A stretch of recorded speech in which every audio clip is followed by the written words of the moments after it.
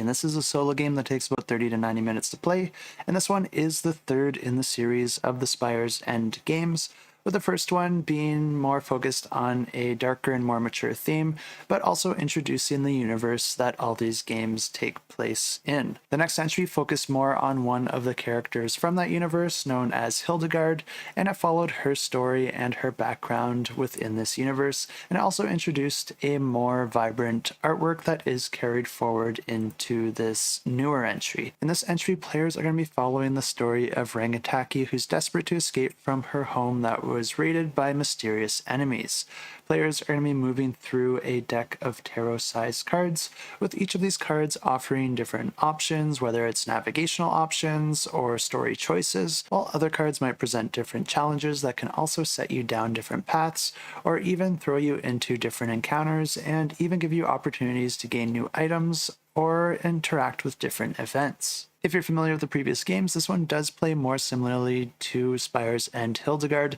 and I did cover that one in the past, and I will also share that previous footage for you if you do want to be up to date with how that game plays and how it differs from this one. But in this game, you will be managing a few different stats, and you'll be able to use those to try and augment your rolls, depending on the different challenges that you run into, because you're going to be rolling a die anytime that you want to take on a challenge, or anytime that you're forced to take on a challenge. And this game does allow a few different ways for you to manipulate your rolls to tip the scales in your favor, but of course, investing in those specific skills for that challenge are going to set you up for a better outcome. You're always moving forward in this game no matter what happens, so whatever the outcome is, it's going to be sending you down a different arc. So even if you play this game over again and have different outcomes to your challenges or make different decisions, you're going to have a very different ending. The game plays over a few different decks, with each of those representing a different chapter in the story, and players will be using action points throughout the game in order to heal their health,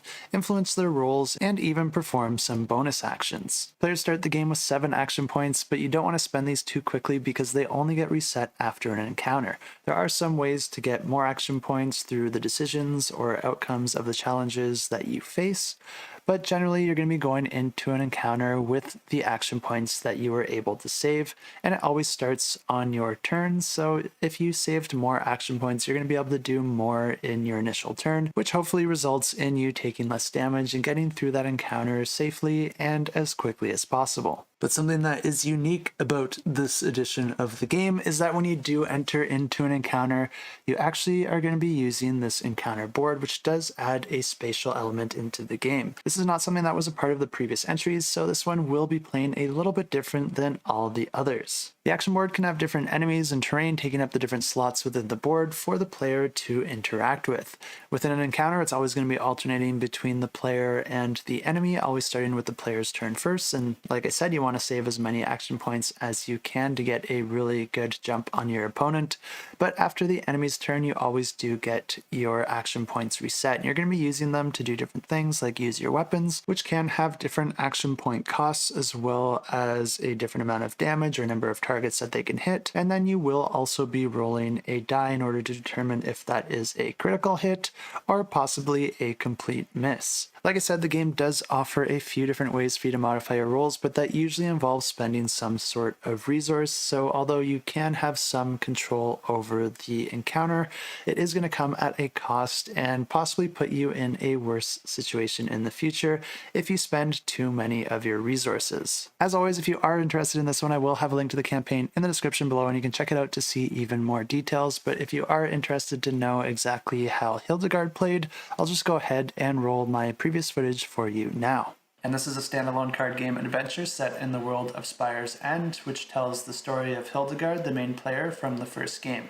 And in this prequel, you've been tasked with delivering a mysterious package, and rumors are running rampant about what you're carrying. Along the way, you'll encounter dodgy townsfolk, wild critters, and natural disasters, but it won't be all bad, as you can enjoy the outdoors with some fishing, hunting, foraging, and maybe a little riverboating along the way.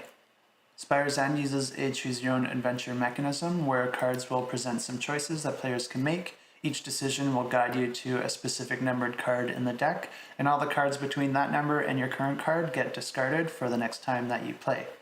As the story progresses, decisions become more involved, as you may need to pull cards out of order or choose between duplicates of the same card number. You'll also discover items along the way, and the items you've discovered can also modify the outcomes of your choices. Encounters are settled with dice rolls and dice mitigation, and defeating your enemies will take you down one path, while a loss will result in a completely different story arc. If you're lucky, you'll see your opponent before they spot you and be able to take them out with a distance with your trusty slingshot. A neat aspect of this game is that it can also be played as a co-op where the second player takes control of Helvig, Hildegarde's younger sister. In this mode, players make choices, shoot targets, and face off against enemies together, with an additional mechanism added to the combat to involve both players.